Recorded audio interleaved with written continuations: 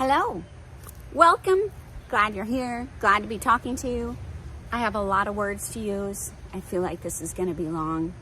I'm hoping my camera will not go wonky on me and fall off this edge of this chair. I have it leaning on the edge of a chair. We'll see how this goes. It might fall. It's okay. I'll fix it. All these influencers out here, they feel like they have to have the makeup on, the right clothes, the right hair, the right setting, the right scene. They have to edit out anything that's negative, perceived to be negative, perceived to be bad, perceived to be imperfect. It's fake. It's an act. It's a performance. It's a production. It's not real. It's not raw. It's not transparent. It's not honest. It's not relatable to me. So I do el natural. Not going to apologize that I'm sitting outside. You get to hear the air conditioning for my son's camper and the birdies singing in the trees because they're happy. You might see a squirrel running across there. One time I saw a mouse running across there. This is my tent over here. There's a swing beside me over here, which you can't see. I'm outside in nature because it's nice outside. Now, granted, my son said to me yesterday, Mom, it's cooler in the camper in the house. I'm like, it's cold in there. Not cooler, it's cold. He's like, it's hot out here. I'm like, it's warm out here to me. He's like, there's something wrong with you. I'm like, yeah, yes, son, I know you believe that. It was hot, but I'd rather be hot. My dad and I, neither one liked air conditioning. We're both just like, oh my God, it's too cold. So I endure. Oh my gosh, so much to say. I'm going to share this little funny. I had said on a previous video that I thought my son was going to buy a Suburban. He looked at the Suburbans, but there was something there that he didn't like. I don't remember what it was. He told me, but I don't remember. Had a lot of thoughts run through my head since then. But then him and Mitchell went somewhere in Mitchell's new Subaru Outback. Donovan loved it. So he went and bought the Subaru Ascend, which is exactly like Mitchell's, only same color, just the bigger version. It has 3 rows in it. Funny.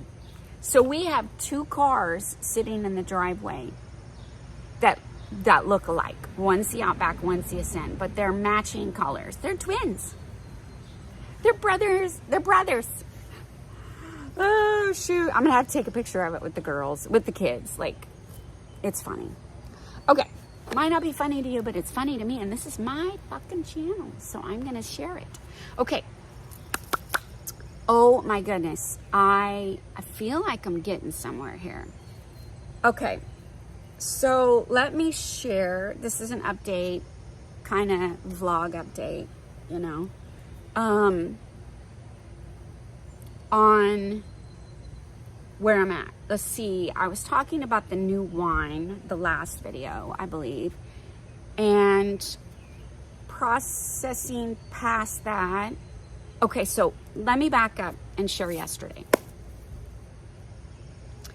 Yesterday morning, I said, I come to this conclusion. I was 100% committed, 100% devoted, 100% dedicated to me. Now that's a big deal, people.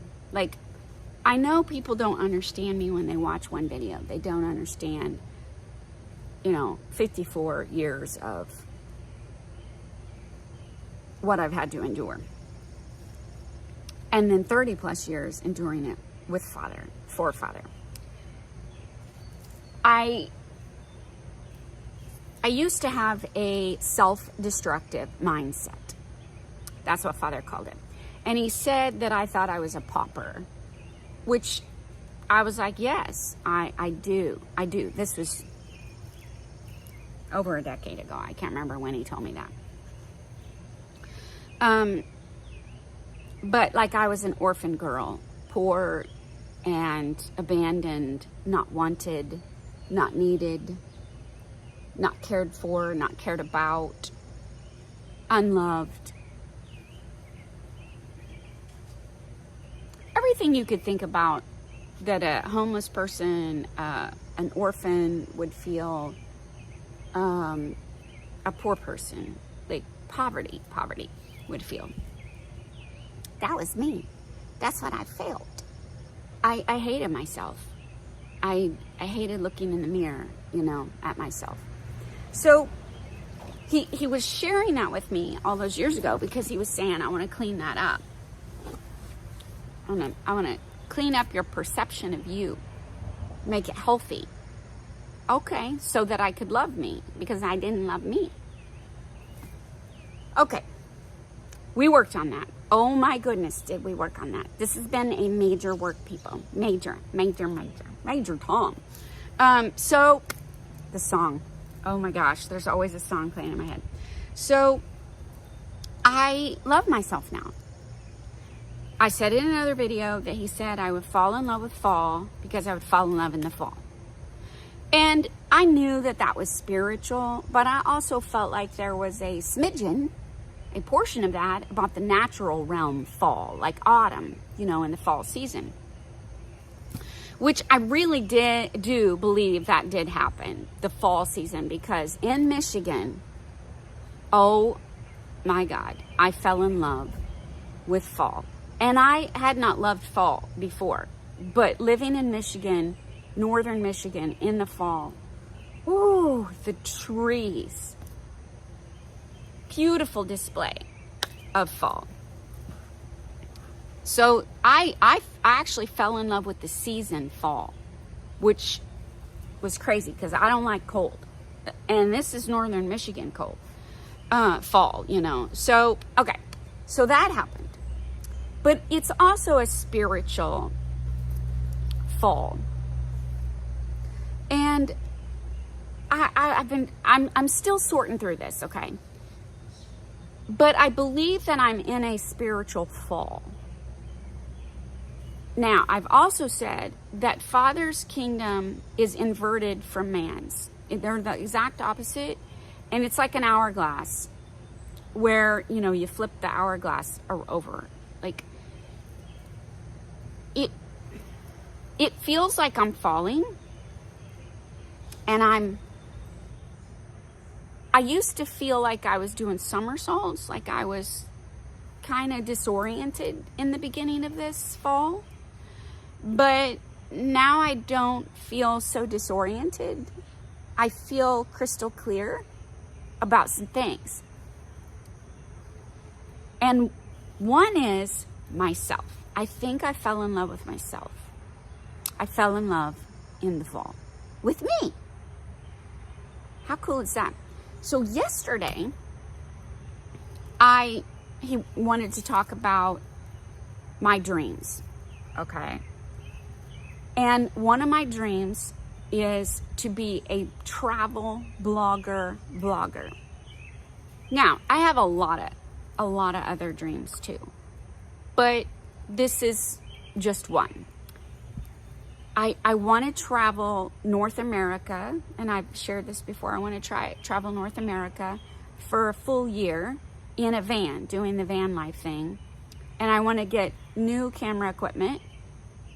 And I feel like I've grown enough in photography with my other camera that I kind of know now what cameras I want and what lenses I want, what equipment I want to take on a travel trip and take pictures.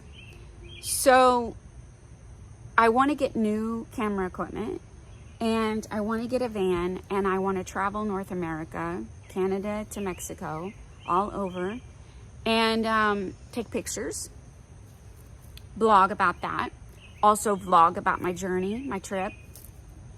But also, in addition to that, I want to be the teacher, mentor, life coach, a doctor, a nurse, therapist, both is in, say, physical therapy, body therapy, but also mental and emotional therapy, psychologist, psychiatrist in Father's Kingdom.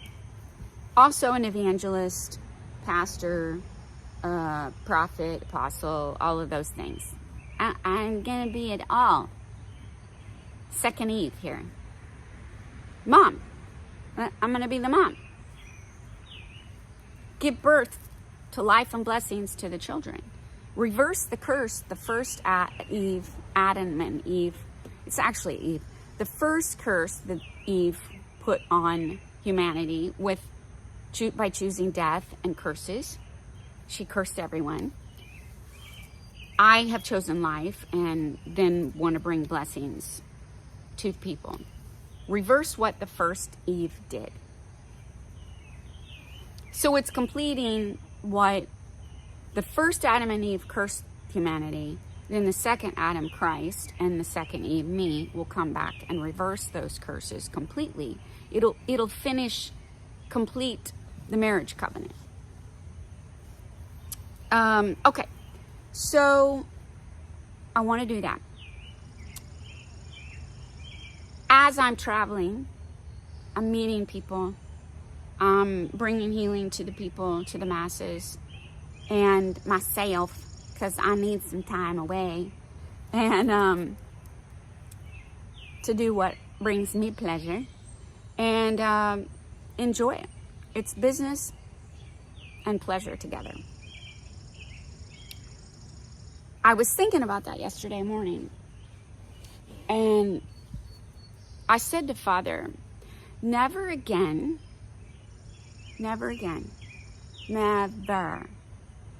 will I ever compromise my value and worth for humanity. Never again will I compromise my values for humanity. Never again will I compromise my standards for humanity. Never again will I compromise my ways, my dreams, my hopes, my desires. Me. I'm never compromising myself for any human being or all of human beings, because I've done that my entire existence up to this point. I have always been serving everyone else at my own expense. It's time for people to serve me and me get to enjoy life. That felt really good, to be able to come to that conclusion and be 100% solid on it, rock solid. I was like, no, I'm not ever gonna do the things that I've done in the past for Father, for people. Like, to walk through that kind of pain. Not doing it anymore. Because I love myself. I love myself. I love me.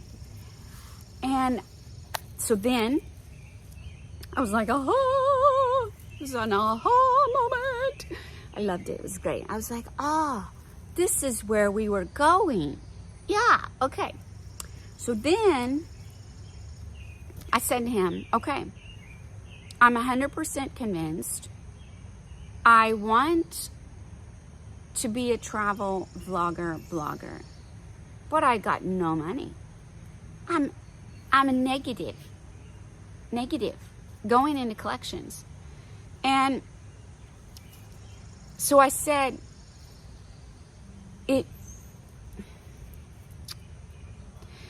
years ago, I was talking to a friend and I were praying and asking Father, I'm going to move this camera. That may be not a good idea, but let's hope it stays. We were asking Father about me being a travel vlogger. And when we asked Father about it, because I was saying, how am I going to get the money? Like, how's this going to work? When we asked Father, he said, my friend said to me, I feel like Father's saying you're going to have a sponsor. And I was like, a sponsor?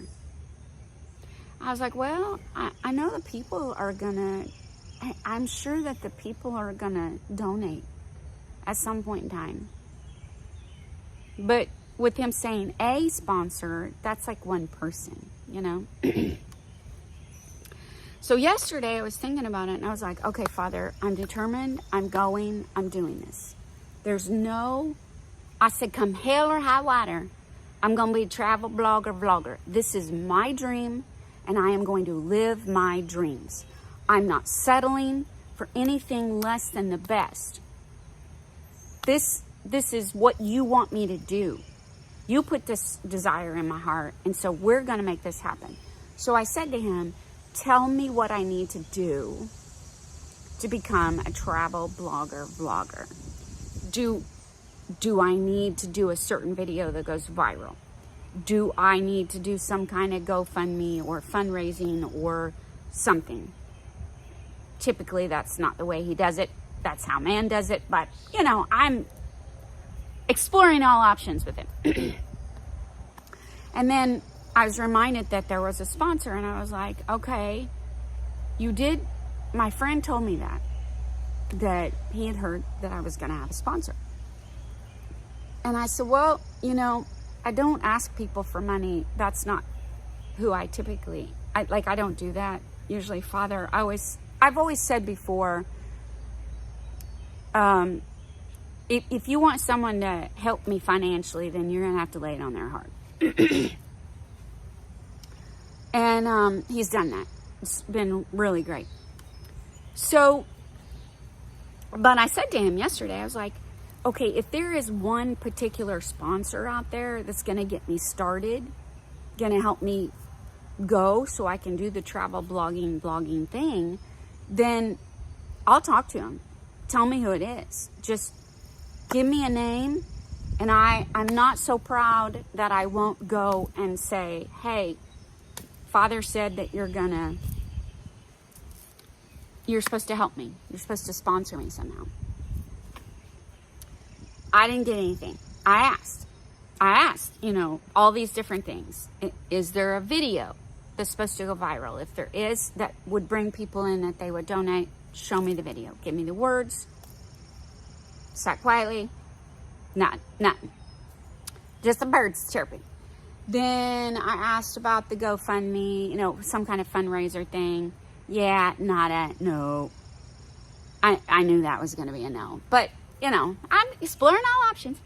And then I asked about the sponsor. I said, is there someone that I'm supposed to ask to help me so that I can get a van and go?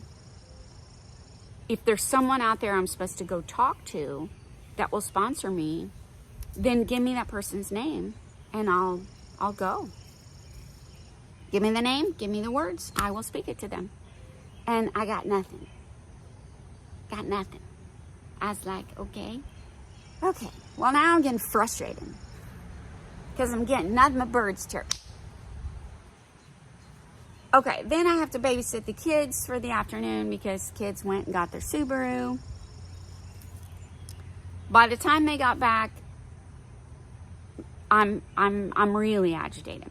So Vanessa sits down with me and we go through the whole thing.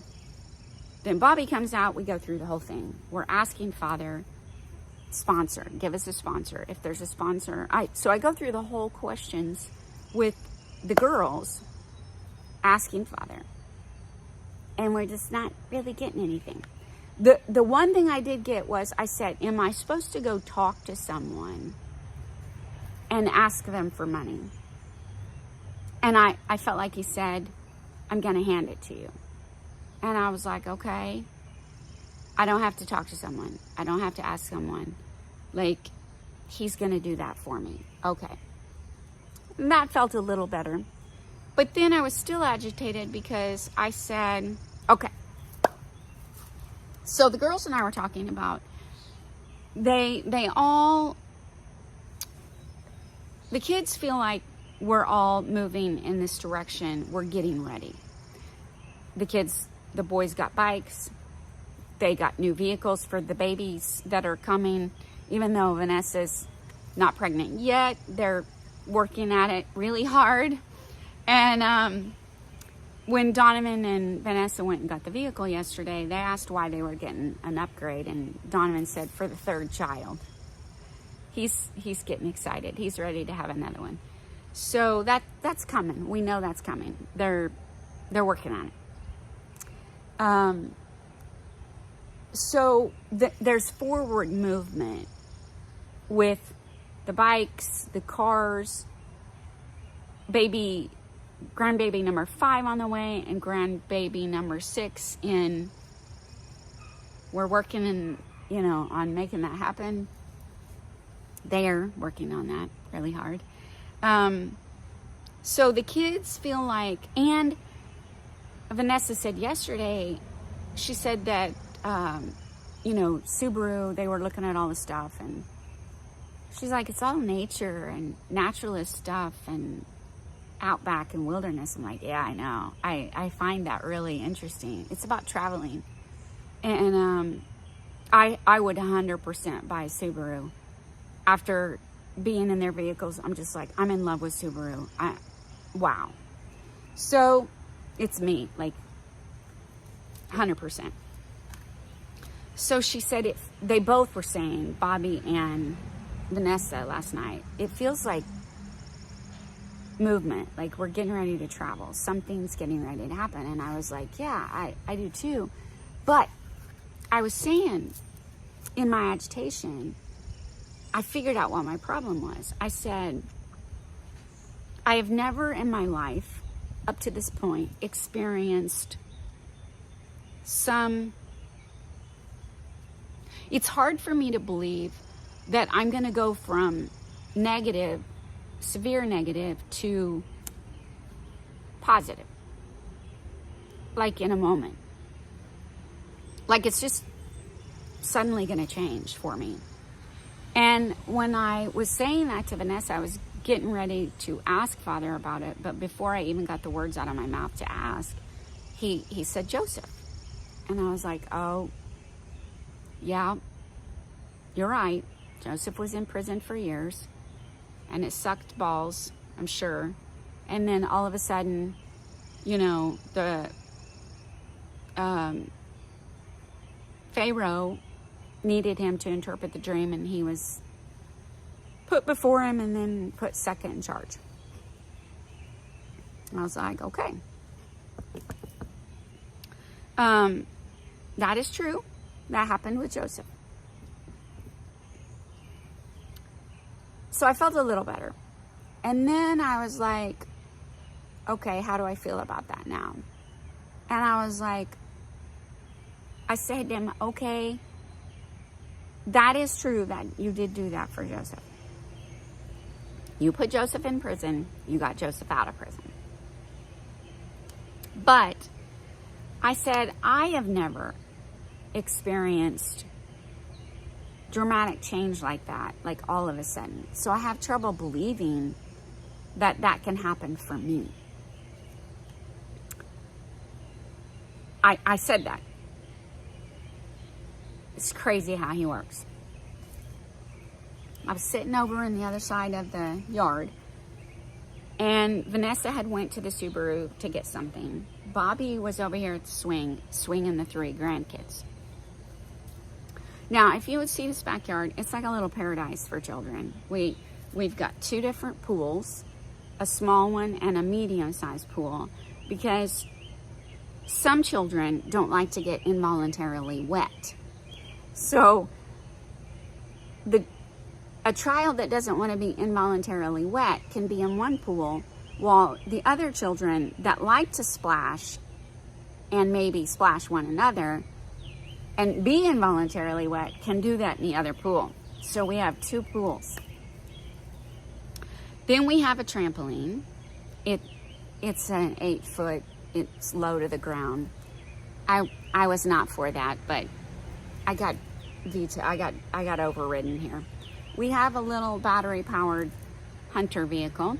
We have a teeter-totter. We have a hammock. We have a water table that has all these cool things that they can stand at this water table and play in the water. We have a sandbox thing over here. It doesn't have sand in it yet, but they're gonna put something in it. They don't want to do sand, so I'm not sure what we're doing with that. It's a little paradise back here for them. The swing is the best. Favorite. Okay, so I was watching Bobby swing the 3 kids on the swing. It's like a saucer swing. It's awesome, the swing. It's my, I'll just show you. It's gonna mess everything up. Right there. So all 4 grandkids can fit on it at the same time. And we push them, or they push themselves. Okay, let's hope that stays. I love that swing. I swing on that swing a lot. Now, I was sitting there watching that swing, Bobby swing the kids, and I was thinking, wow, my grandchildren have had thus far an amazing childhood. They're having an amazing childhood. They have both sets of parents love them deeply and the parents love each other. So the parents love each other truly in Christ, and then they love their children, and the cousins love each other, and they get to play together all day, every day. They go do things together all the time, and they're really having a wonderful childhood. So I was sitting there thinking about that, and then I thought, wow, my kids had that up to a point. They had a great childhood. I'm a very purpose-driven person. So I had purposes with my children. I wanted them to experience many, many things. Like, if you heard their childhood, you would it's hard to believe all the things that my children have experienced. So they traveled a lot. They got to travel a lot all over the U.S. One of the things that I had was I wanted my children to learn to serve, but first they had to be able to serve their parents and their siblings, because those are the hardest people to serve, people that hurt you on purpose and or not on purpose on a daily basis. That's hard to, that takes a special heart to be able to serve the people that are causing you damage, right? Like, even if it's accidental, we hurt each other. So they had to learn to serve their siblings and their parents first, and then once they could do that and do that with a good heart, then I wanted them to be able to serve out in the community. So both Mara and Donovan, as they were growing up before the divorce hit, they got to serve in a lot of ways. I was a reservation coordinator for the Family Life Pregnancy Center, so they both helped me with that, and then at the fundraising banquet got to serve, and it's a black tie affair, and they're the only children there because they were servants. Then my daughter Mara, then got to serve with the baby bottle fundraising campaign, because one of the workers, the leader of that, the director of that, said, hey, could she help me here? And I was like, yep, she's a good servant, she'll do fine. So she got to do that.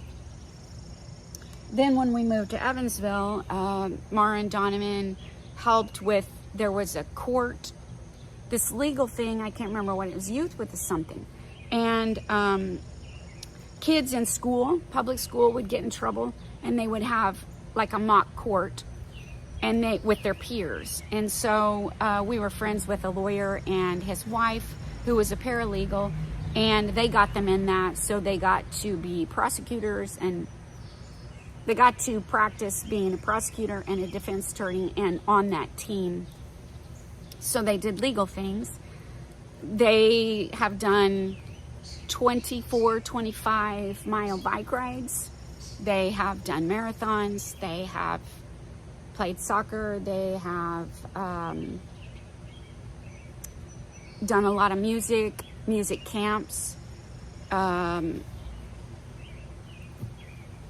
trying to think of all the things. Camping, so much camping, babysitting. Just, it's mind-boggling if you knew all the variety of things my kids got to do. I didn't want them to be a one note. Like, in public school, the kids in public school are one note typically, because you put them in sports and they go to school, they go to practice, they go to the games.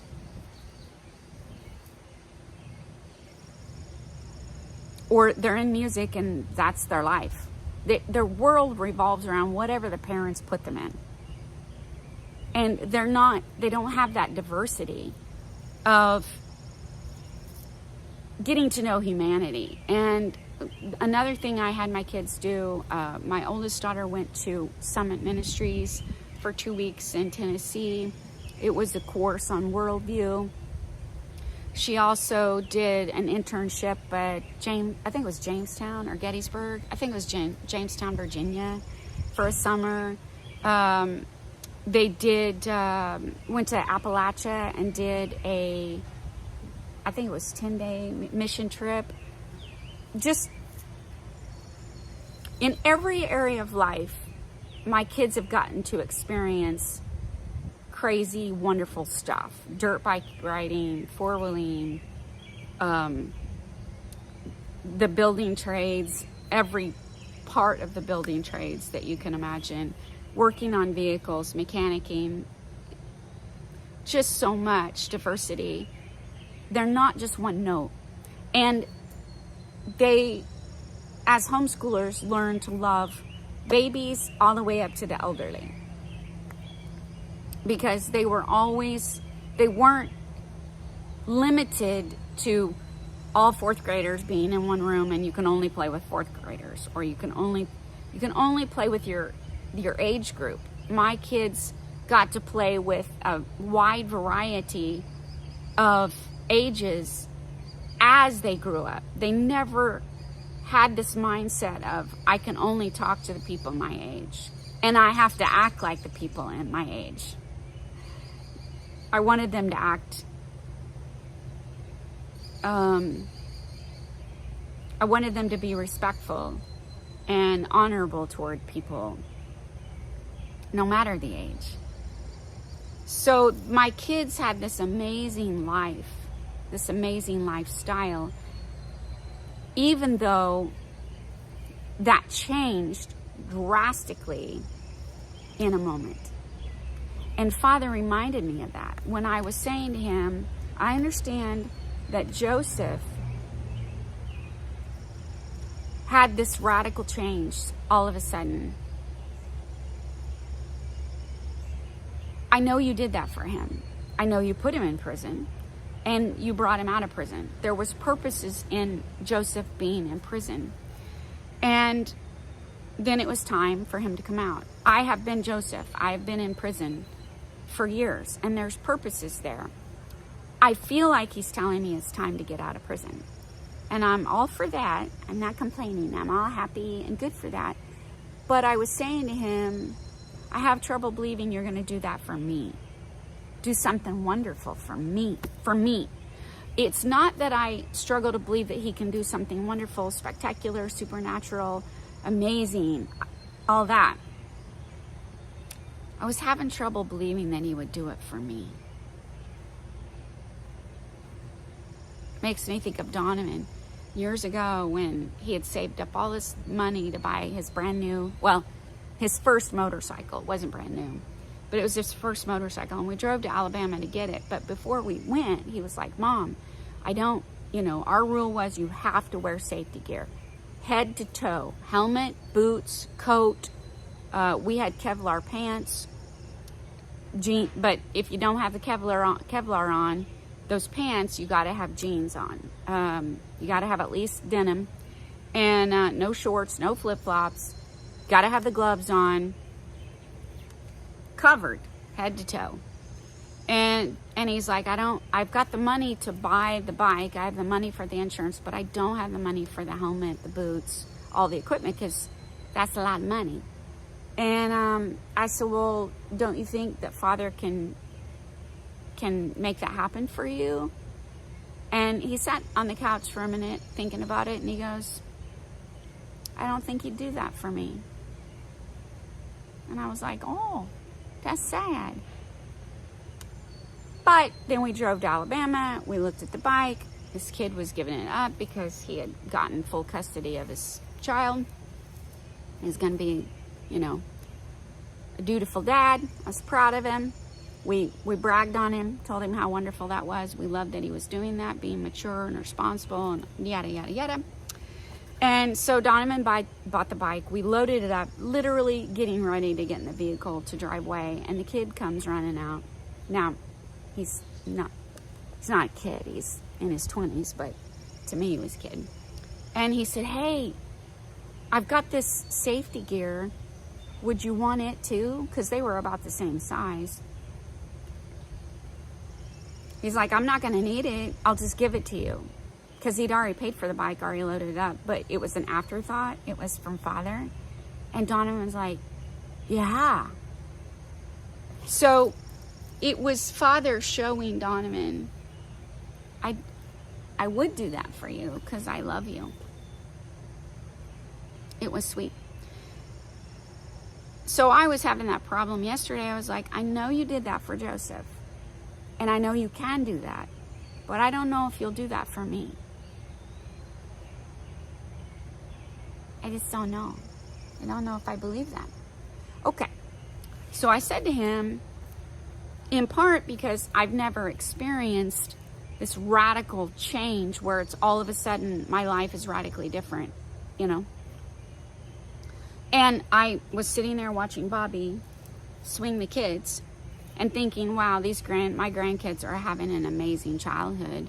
And then thinking back to my own children and how I raised them with such purpose to diversify their life and so that they could have so many different experiences in here and in here to make them a more well-rounded human being instead of just a one note. They could have a lot of conversations with a lot of people instead of just talking about sports, or music, like one thing. One thing, like one note. So boring. Music, one note, music. It's like flatline heart rate, So I had purposes in raising my children and sitting there thinking about that. And I was like, they were having this amazing childhood until one moment. And that was, I'm just going to share a little tiny bit of the story. In 2001, 9/11? It was 9/11, right after 9/11. It was before 9/11 happened. In August, my husband at the time had a wreck where he was 3 times the legal limit when they found him and the engine was cooled. And he nearly killed himself in a self-inflicted accident, alcohol related. And that was bad. We were in a trauma center for a week, and I wanted out of that marriage so bad. I wanted out. I wanted to get away from the alcohol abuse. And now I know we're going to have other, my suspicion, I told the doctor, he said, we've got to put him on heavy duty narcotics, or he said, we're going to have to do this. And I said, well, if you do that, you're sentencing him to drug addiction. And he said, if we don't do that, he's going to die. And I was like, okay. So I didn't want to live with additional addictions. I was barely making it with one. Well, without the alcohol. There's always cocktail drugs people use and abuse. whether it's drugs and alcohol or it's food, TV, social media, whatever. Anything that you use and abuse is a drug. Okay, so I wanted out of that marriage so badly. And I was begging Father to let me go. And he was like, because I wanted to move to Tennessee. I wanted to take the kids and I wanted to move to Tennessee. And Father said, no. And that's when he said, you're going to teach the bride. The beginning of this knowledge of me teaching started in that time. It was in the fall when he told me about, you're going to teach the bride. Because I'm begging to get out. And he's like, no. Continuing conversation until then. And then he said, no, you're going to teach the bride and I have to get you ready. And I need you to be here because I need to teach you some things. It's part of the purification. Staying in this marriage. I was like, oh, okay. Well, then that's when I bought this ring. And I said, okay, I'm not going to worry about what my husband's doing. I'm going to focus on cleaning this bad self up. That's what I did. Okay, fast forward then a few years later. And in the summer, he told me, death is in you. He kept saying that. I was like, oh, I don't want to know what that means. I don't want to look at it. That's bad. I don't want to deal with it. Oh. But he just kept saying it. Death is in you. And every time I'd go, ugh, just shudder. Oh, this is bad. This is going to be bad. Finally, in September, so I think he started saying that in June or July. In September, I said, okay, I was in the shower. And I said, okay, what do you want me to do? He said, I want you to call your gynecologist. I knew right then I had an STD. I knew what it meant. So I went and she was like, oh boy, she thought I had cervical cancer. And so had to go through all that. Well, then I said to Father, I said to my husband at the time, you're having an affair, you know, who is it? He wouldn't admit. He said, no, I'm not. I was like, I have an STD. We were together 19 years, and I was like, I have not cheated on you. I didn't give myself this STD. You gave it to me. So just fess up. Well, I asked Father to tell me who it was. I need a face. I need a name. So he did. Well, then my husband at the time was still denying it, but finally he came home one day. This is a short period of time that this all played out.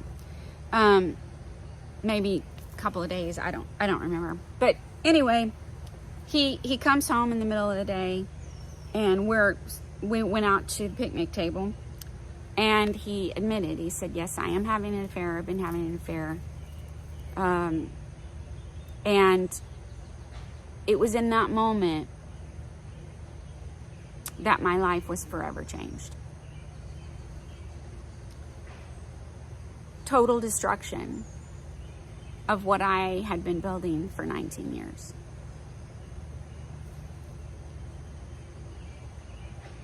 Father reminded me of that sitting in this chair over there yesterday evening.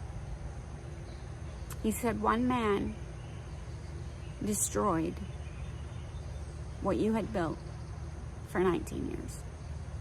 And I had built quite a little empire. We had built a house in 2000. All I owed was $3,000 on that house. I was almost to pay that off, and I had that money in a money market to pay it off. I had built Roth IRAs, traditional IRAs, HSAs. I had mutual funds, money markets. I had built quite a little kingdom there.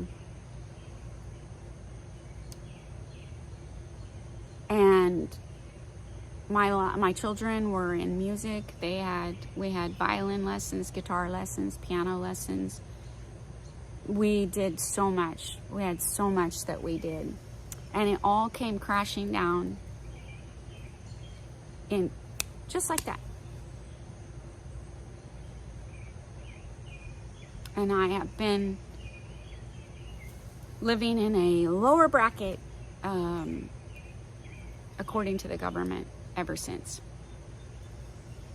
Now, that was freedom. That was liberation. That divorce was liberation. My divorce was not my disobedience to Father. My marriage was disobedience to Father, because he had told me not to marry him, but I didn't know Father back then. I was a heathen, and I didn't know that was his voice. I didn't recognize his voice. I thought it was just premarital jitters. It wasn't until later when I came to Christ and I came to know that voice, I went, oh, I've heard that voice before. He told me not to marry the man I'm currently married to. So Father was righting a wrong there, but so it was all good, you know. But he was reminding me, just like that, your life changed dramatically, radically, forever, in what was perceived to be a negative thing. You have experienced radical change quickly. Negative. And I went, I have. You're right. Picture of the first Eve. I was deceived. I married a man when he told me not to marry that man, because I didn't know that was Father's voice. I didn't know. I was deceived. I thought that was me talking to myself with premarital jitters, see? I was deceived. It's the first Eve. And it brought curses, because that whole kingdom I built on the sand. It was foolishness. And it all came crashing down. Well, when he showed me that last night, I was like, okay, I'm mathematical here. Because the whole kingdom, Father is the mathematician, and his whole kingdom is built on math. Everything is built on math, and I know that. And logic. So I was like, okay, if that is true in the negative sense, it can equally be true in the positive sense. See where I'm going with that? Then it's the inverse, because he inverts everything. It's a reverse of the curse, which is what the second Adam and second Eve are all about, is reversing the curses from the first Adam and the first Eve. So I knew in that instant that, oh my gosh, he's going to reverse the curse. One man destroyed my life. One man can rebuild my life. Like that. It's destructive, negative, constructive, positive. It's the inverse, see?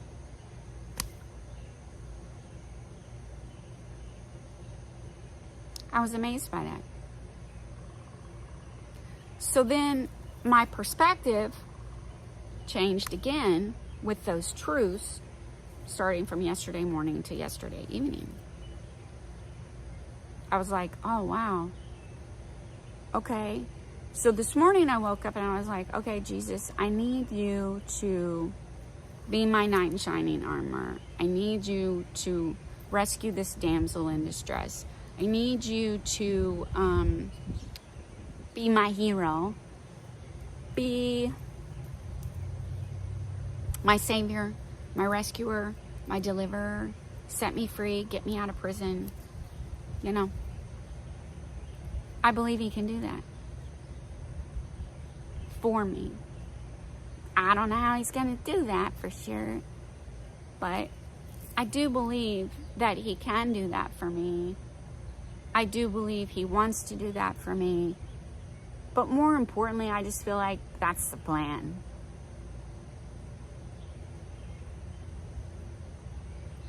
It's not really about me. That's just his plan. I'm like a computer that's pre-programmed, and I'm running the program. Or I'm a robot, that's running the program that it's been put in. I'm a bird that's doing exactly what birds do,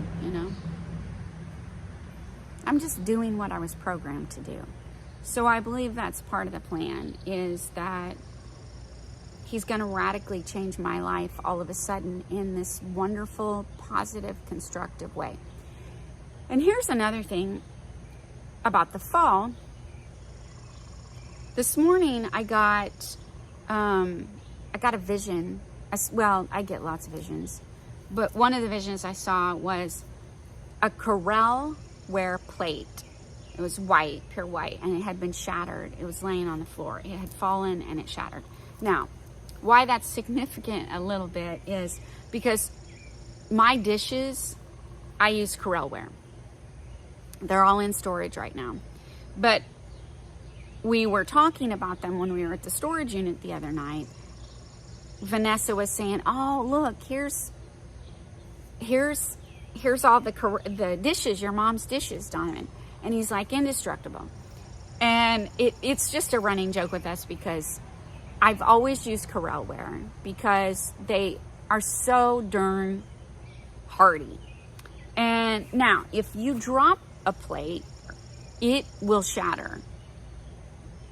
Typically, if it's going to break, it's going to shatter into pieces. But they're just, I'm like a bull in a china shop. I can hurt myself in the craziest of ways. I can tear things up in the craziest of ways. When I had other dishes, I was breaking them constantly. Corelle is what I need, Corelle-ware. So that's what I had, because I found that I have less breakage using those dishes. So we were laughing about that and talking about that because Donovan wanted Vanessa to buy that same brand of dishes because they're virtually indestructible.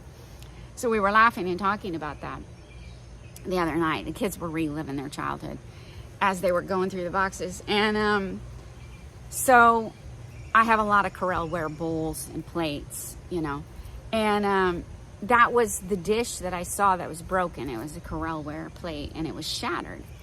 And I was like, wow, okay. And I started hearing that song, "I'm Falling to Pieces Again." Break even, the lyrics, just that, I'm falling to pieces. I hear that so much. I'm like, oh my God, I'm going to lose my mind. Stop singing that song. So I said to him this morning, okay, I'm obviously not getting something that you're trying to say because you just keep singing this on repeat to me. What is it? What do you want me to know? I still don't know all that I'm supposed to know here. But I was like, something's shattered, the plate. It fell and it was shattered into pieces. I'm falling to pieces? Come on. Like that's preschool math. Those two go together. Okay, so I get up this morning and I have a routine. I go into Bobby and Mitchell's, I take a shower, I cook myself some breakfast, and then I come back out here. So I go in there, and I had gotten mail yesterday, and unbeknownst to me, hadn't been in there, it was sitting on the island. So I went in there, and it was from Verizon. I was like, oh, I know what that is, because I haven't paid the bill. Because Father won't let me, I don't have any money. And it said that my account had been suspended, which I already knew that because I had no phone service. But it was, if I didn't pay it by a certain date, don't remember what it was, almost immediately, then I was going to lose my phone number. And I would have to pay early termination fees and other stuff. And I was like, okay, Father, I don't know what you want me to know here. I said, really, okay, it's interesting because 6 months ago, had you said I was going to let everything go in collections, I would have just nearly had a coronary. But he's healed me so much that I'm just like, my flesh is dead. My flesh is dead. Okay? It's Christ that lives within me.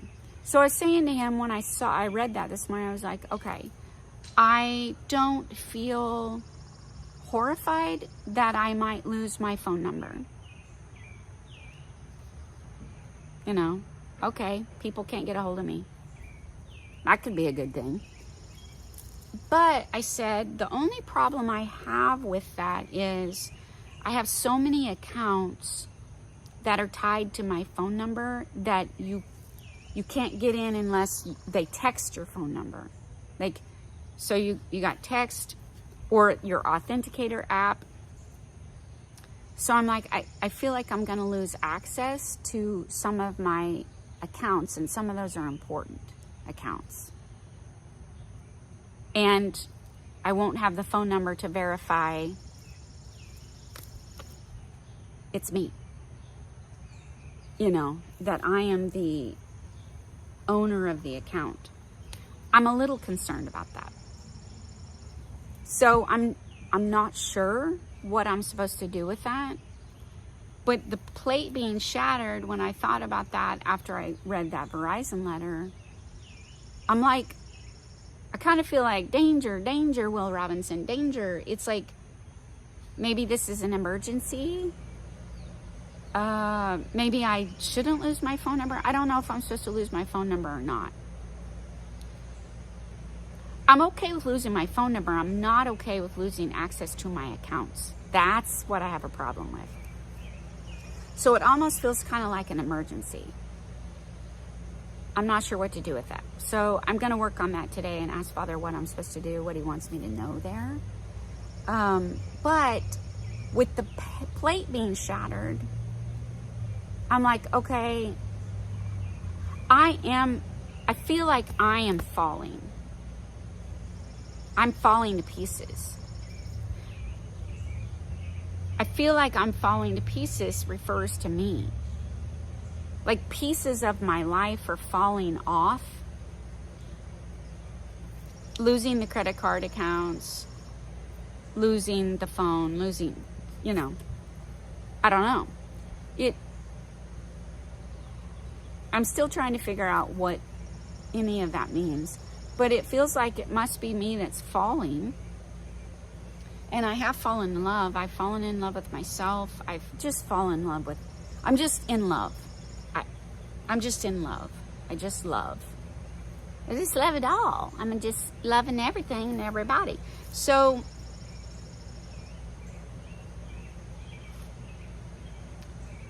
it's this weird inverse thing where it feels like I'm falling, somehow I'm falling. And at first I was doing the somersaults and then kind of disoriented. And now I'm falling in the world. Like this kingdom is falling in the natural world.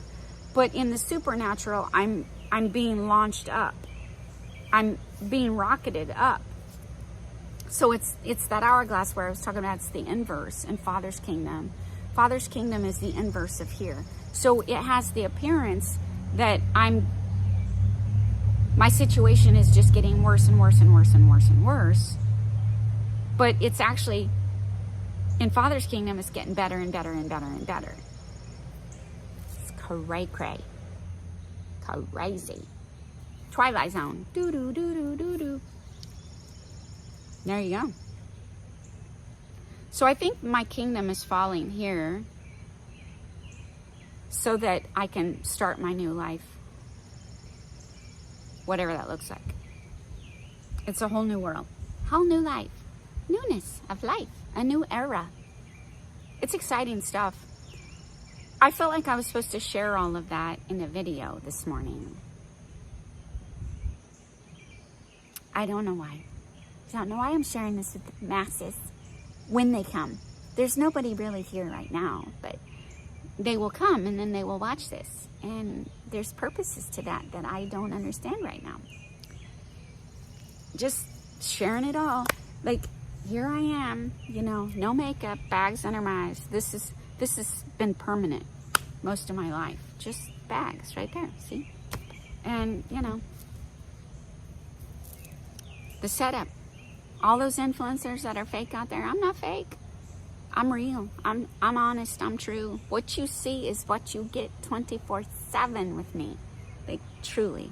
I don't fake it for anybody.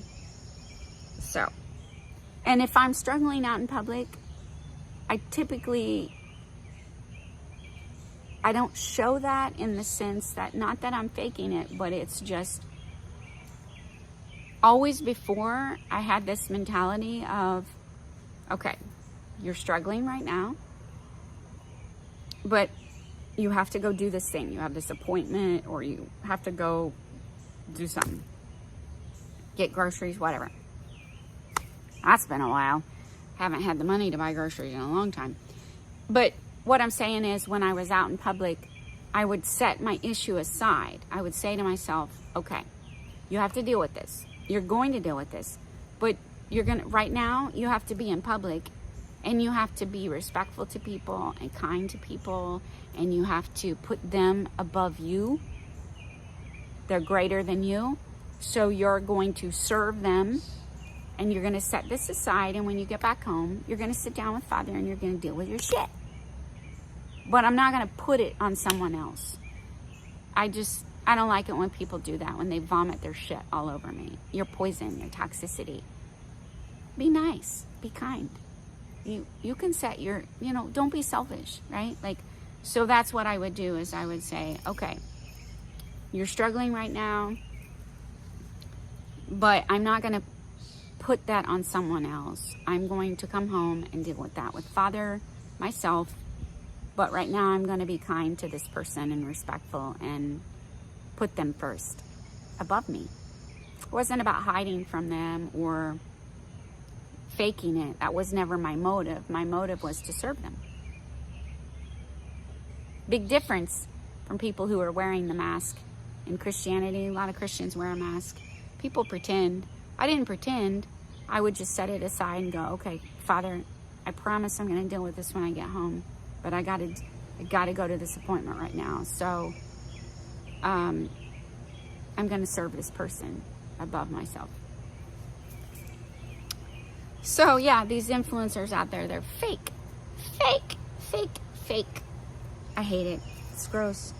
I watched a sentencing yesterday, and it was 2 daughters that came up to the podium to talk about how wonderful their mom was. She was a convicted killer and went to prison for life without the possibility of parole. But they're still standing by their mom, that she didn't kill their dad. And I'm like, you are so deluded. Like, you are deceived. The evidence is overwhelming. It was overwhelming. She and her boyfriend, her porn star boyfriend, conspired to kill her husband because they wanted to be together. So the man and his friend killed her husband, and she's the one that was the mastermind behind it all. So the girls, the daughters, are just deluded into thinking that their mom is still perfect. She was perfect, and she's still perfect, and she didn't have anything to do with the murder. And so I'm watching them cry and talk about how wonderful their mom and dad were, and I was like, wow. Like, you have built a bubble, a snow globe, and you're the center of the snow globe, and you are deceived. You don't want anyone bumping your cheese, breaking the glass on your snow globe. You want this perfect little bubble that you stay in, so you don't have to accept the reality, the truth that your mom is wicked. Then I watched, and I couldn't watch them do it very long. Like, I watched about a minute or two, and I was like, oh, I can't, gotta watch something else. Then I watched the sisters come up, and one of the sisters, I couldn't take her very long either. I watched maybe couple minutes of her speech, and then a niece, and they were all victims. And I was like, this happened years ago. You were a victim, but you're no longer a victim. But you're still living as a victim. You're talking about how every single day you're in this pain. Well, you don't have to be. Christ can take that pain away from you. Years ago, Father and I were having a conversation, and I was whining and complaining. This was years ago. We're talking 20 years ago. And he said, stop whining. He said, you were a victim. You are no longer a victim. Stop acting like a victim. And I was like, ouch. That hurt. But then I thought about it, and I was like, you're right. I was victimized in that moment of time, that season of time. But that person's no longer in my life. That situation, I'm not in that situation anymore. So I'm no longer being victimized. I am not a victim anymore. It was true. So I looked at the lies that I believed regarding that situation. He gave me truth, and I was like, oh, okay. It's all good. He neutralized everything. All the pain was gone. You know, I've experienced a lot of stuff in my life. I could easily call myself a victim, and I've been victimized, but I don't believe that about myself. I have been hurt many times by many people in many different ways, but I dealt with that pain with Father in that traumatic situation and got truth, and he healed me 100% completely, and I moved forward in peace, the peace of Christ, the truth. And I have no ill feelings toward anybody. Bobalicious, she always says that, I don't understand how you go through life and you are not bitter or angry or hold unforgiveness toward anyone. Not anyone, for anything. I'm like, I can't do that. It's too painful. It's too destructive to me. I love people and wish the best for them. Even people that have been horrible to me. I just love them and wish the best for them. So, there you go. Okay. I think my teapot is empty. I think I've been poured out. Let me just look at my journal.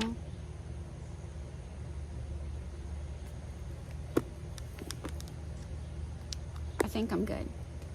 All right. It's kind of a weird way to just drop this video, but I really feel like my teapot's empty and I've said all I'm supposed to say, so I think I'm just gonna leave it there. I'm excited because I feel like he's getting ready to do something where it's all of a sudden and my life is just radically changed just like that, in a positive way, where one man destroyed my life just like that after what I'd built for so long. It was just destroyed and taken away from me, and then some of it, most of it. I got my kids in that endeavor, but I feel like Christ is going to come and reverse the curse, and in an instant my life is going to be changed in a positive way for eternity. I'm going to be blessed beyond measure. I actually believe that, because that's the plan. That's the plan. There you go.